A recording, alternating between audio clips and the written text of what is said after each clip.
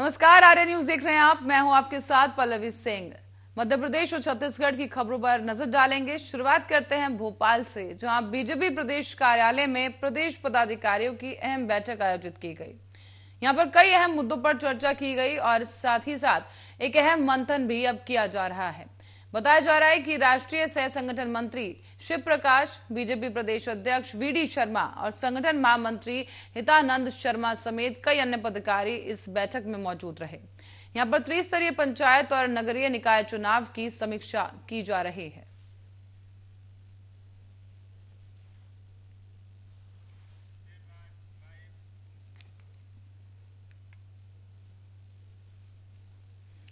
और अब आपको बता दें कि बीजेपी की बड़ी बैठक पर कांग्रेस प्रदेश अध्यक्ष कमलनाथ का एक बयान सामने आया है, जिससे एक बार फिर से मध्य प्रदेश में सियासी पारा चढ़ गया है। यहां आपको बता दें कि भारतीय जनता पार्टी को बहुत जगह हार का सामना करना पड़ा है और इसी को लेकर कमलनाथ ने कटाक्ष करना शुरू कर दिया और कहा कि पुलिस और प्रशासन को दबाव देकर विजय हासिल की गई और त्रिस्तरीय पंचायत चुनाव और नगरीय निकाय चुनाव के बाद मध्य प्रदेश की जनता का पेट भर चुका है। बीजेपी के नाटक, नौटंकी और झूठ से अब जनता कांग्रेस का साथ दे रही है। और आपको बताते चलें कि इस दौरान कई कटाक्ष कमलनाथ की तरफ से किए गए। आपको भी सुनवाते हैं क्या कुछ कहा। जगह भारतीय जनता पार्टी को मिली है। पूरे पुलिस ऐसे प्रशासन से लोगों को दबा के कहीं उन्होंने विजय प्राप्त करी है।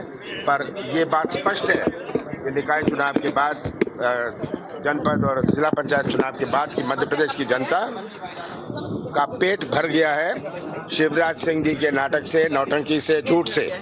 और कांग्रेस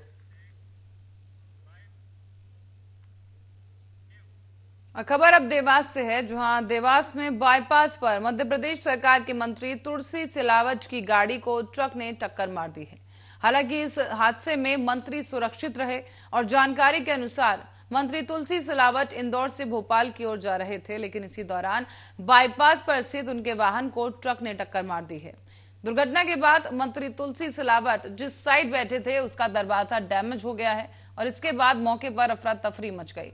हालांकि मंत्री तुलसीदास सिलावट को किसी भी तरह की कोई चोट नहीं आई है और मंत्री तुलसी सिलावट इस वक्त भोपाल में है। बताया जा रहा है कि वो कोविड दुर्घटना के बाद मंत्री के वाहन चालक ने औद्योगिक थाने पर इसकी रिपोर्ट दर्ज करवाई और इसके बाद पुलिस द्वारा मंत्री के वाहन को टक्कर मारने वाले ट्रक को जब्त कर लिया गया है। हालांकि आरोपी अभी भी फरार है, जिसकी तलाश जारी है।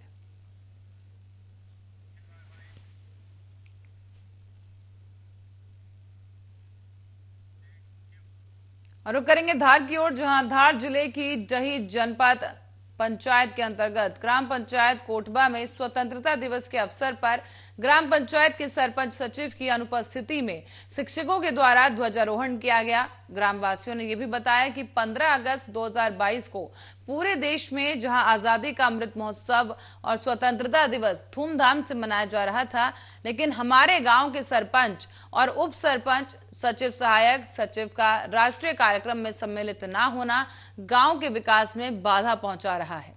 इसी को लेकर ग्रामवासियों का यह भी कहना है कि पुलिस थाना डही और जनपद कार्यालय में पहुंचकर इस मामले की शिकायत भी की गई है। ग्रामवासियों ने बताया है कि गांव में पिछले कई सालों से विकास कार्य अवरुद्ध है और गांव में सड़क के अधूरे काम है और इसके साथ ही ग्रामवासियों को शासन की योजनाओं का लाभ भी नहीं मिल पाता है। इसी मामले की प्रशासन के द्वारा जांच की जानी चाहिए और राष्ट्रीय कार्यक्रम में गांव के प्रमुख जनप्रतिनिधियों की अनुपस्थिति को लेकर जिम्मेदारों से कारण बताओ नोटिस जारी कर इस मामले की जानकारी लेने की मांग उठाई गई।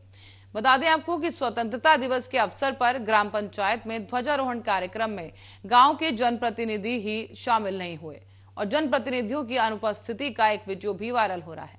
अब ग्रामीणों का सीधा सीधा आरोप है कि क्योंकि गांव के कई काम पूरे नहीं हो सके हैं, कोई विकास कार्य नहीं हुआ है, इसीलिए जनप्रतिनिधि इस कार्यक्रम से अलग रहे, उन्होंने किनारा कर लिया और वो स्वतंत्रता दिवस के कार्यक्रम में पहुंचे ही नहीं।